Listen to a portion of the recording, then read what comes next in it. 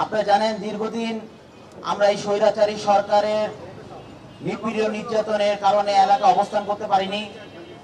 16 বছর পর এই এলাকায় আমাদের প্রথম রমজান করা, আমাদের বাসার সামনে যার যার বাসায় শেষে রমজান পালন করতেছে। নিপীড়ন নির্যাতন আমরা সহ্য হয়েছি, আমাদের অনেক ভাইরা গুম হয়েছে, খুন হয়েছে। আপনারা আমার দেশনেত্রী বেগম খালেদা জিয়া অসুস্থ আছেন, ওনার জন্য দোয়া করবেন। এবং আমাদের বিএনপি ভারপ্রাপ্ত চেয়ারম্যান জনাব তারেক রহমান, উনি দেশে এসে যেন একটি সুন্দর বাংলাদেশ আপনাদের মাঝে উপহার দিতে পারে, যে বাংলাদেশটা ধ্বংস করে যে স্বৈরাচার সরকার এই দেশ থেকে বিতাড়িত হয়েছে, যে নতুন বাংলাদেশ গড়ার জন্য যে 31 দফা বাস্তবায়ন করেছেন আমাদের বিএনপি ভারপ্রাপ্ত চেয়ারম্যান জনাব তারেক রহমান, এই 31 দফা আমরা সফল করব। আপনাদের পাশে আমাদের বিএনপির ভারপ্রাপ্ত চেয়ারম্যানের নির্দেশ ক্রমে আপনাদের পাশে আমি সবসময় আছি, থাকবো।